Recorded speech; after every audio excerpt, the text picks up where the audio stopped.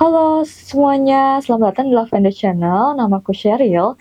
Jadi di sini kita akan belajar materi pelajaran kimia. Nah, untuk kimianya apa? Kita akan bahas kimia untuk SMP. Nah, untuk breakdown-nya ini, kira-kira apa yang akan kita pelajarin hari ini? Kita akan banyak materinya. Yang pertama, kita akan ngebahas asam, basa, dan campuran. Kita juga akan belajar unsur senyawa. Kita juga belajar bahan-bahan kimia yang ada di kehidupan kita sehari-hari. Karena kita tuh sebenarnya nggak jauh-jauh dari yang namanya zat kimia. Dimanapun kita berada, kita pasti selalu nemuin yang namanya zat kimia. Jadi tanpa lama-lama, stay tune guys.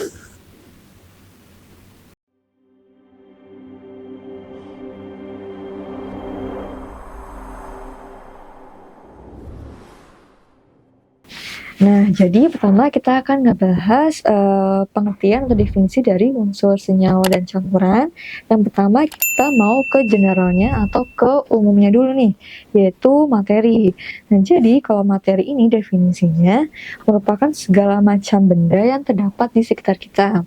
Kayak misalnya meja atau gelas, itu dia merupakan materi.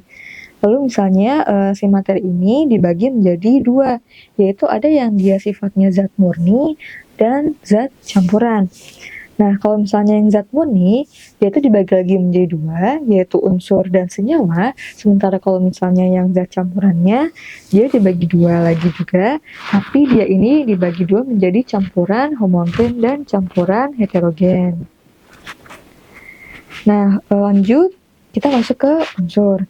Nah, jadi kalau misalnya unsur ini, dia merupakan zat murni yang tidak dapat diuraikan kembali menjadi zat kimia yang lebih sederhana melalui reaksi kimia yang biasa. Jadi biasanya dia tuh butuh tambahan energi dari luar. Nah, contohnya tuh apa? Nah, kalau misalnya di unsur, dia tuh dibagi tiga, yaitu ada unsur logam, non-logam, dan metaloid atau semilogam. Nah, jadi seperti yang teman-teman tahu nih, kalau misalnya unsur logam itu dia kan dapat menghantarkan arus listrik. Nah, kalau misalnya yang non-logam, dia ini tuh tidak dapat mengantarkan arus listrik. Nah, sementara kalau misalnya metaloid atau semilogam, dia ini tuh kayak sifatnya kayak antara gitu kan. Jadi dia ini bisa mengantarkan arus listrik, cuman tidak sekuat yang logam. Nah, selain kita ngebahas kayak kemampuan dia mengantarkan arus listrik, untuk bedainnya, kalau misalnya logam ini dia titik didih sama titik lelehnya itu lebih tinggi dibandingkan unsur-unsur non-logam. Nah, kalau misalnya metaloid dia di perantaranya.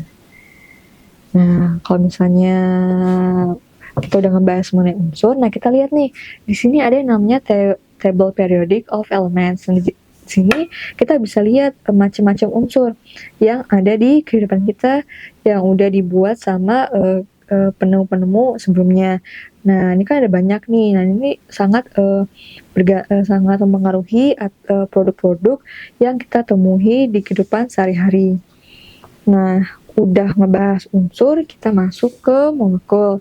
Nah, jadi kalau unsur kan dia nih unsur yang paling sederhana ya. Nah, kalau si molekul ini dia tuh gabungan dari beberapa unsur atau lebih. Nah, di sini kalau si molekul dia dibagi jadi dua, yaitu molekul unsur dan molekul senyawa.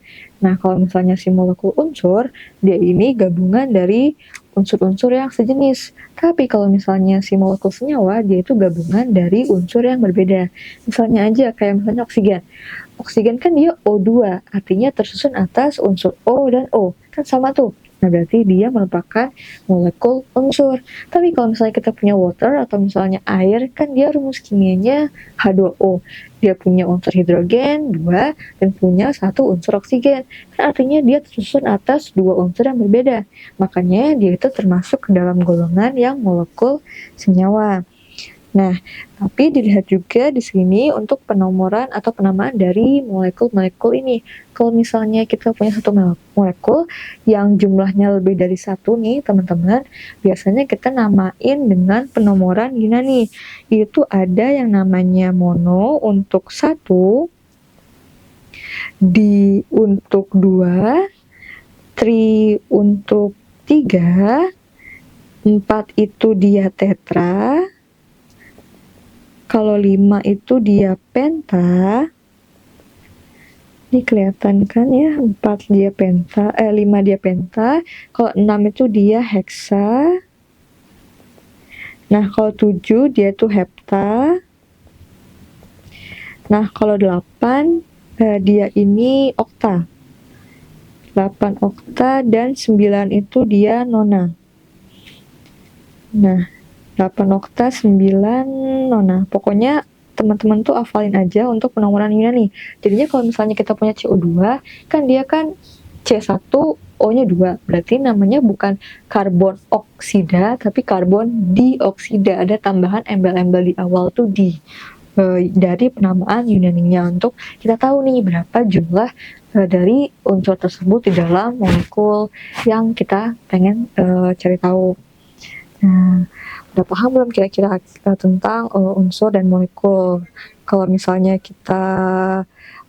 teman-teman udah paham nih, belum terlalu pusing, kita lanjut ke campuran. Nah, kalau misalnya di campuran, dia tuh juga dibagi dua, teman-teman, yaitu campuran homogen dan campuran heterogen.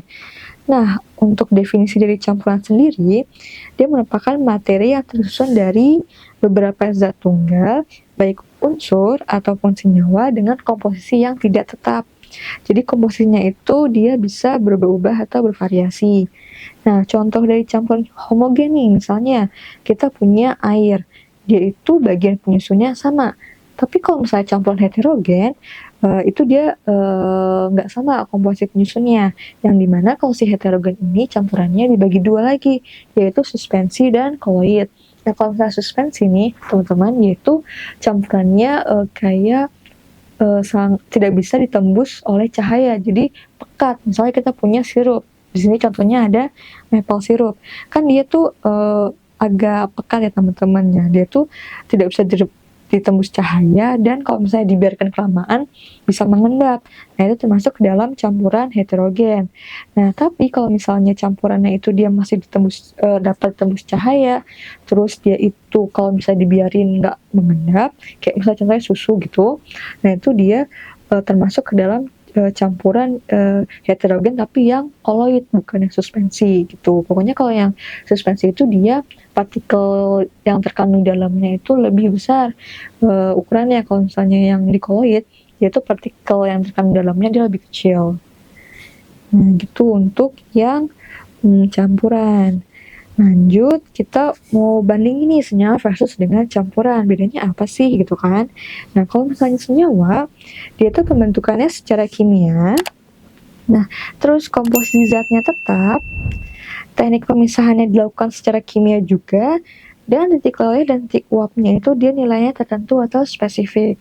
Sementara kalau campuran, dia itu pembentukannya secara fisika.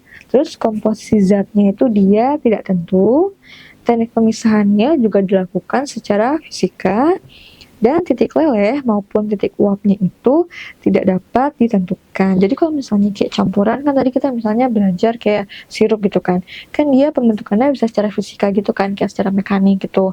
Nah, jadinya dia itu nggak ada bahan kimia, maksudnya nggak ada yang kayak reaksi kimianya di situ. Beda dengan kalau misalnya kita punya senyawa, kalau misalnya kita punya kayak asam HCl gitu kan, dia emang reaksinya reaksi secara kimia. Jadi untuk bedainnya, kalau senyawa itu dia prosesnya pembentukannya secara kimia, kalau campuran yaitu secara fisika. Itu untuk secara garis besar bedain antara senyawa dan campuran. Lalu mungkin itu untuk materi unsur, senyawa, dan campuran. Gimana teman-teman, udah oke, udah paham? Nah, mungkin sekian dulu untuk materi ini. Mudah-mudahan bisa diserap. Thank you.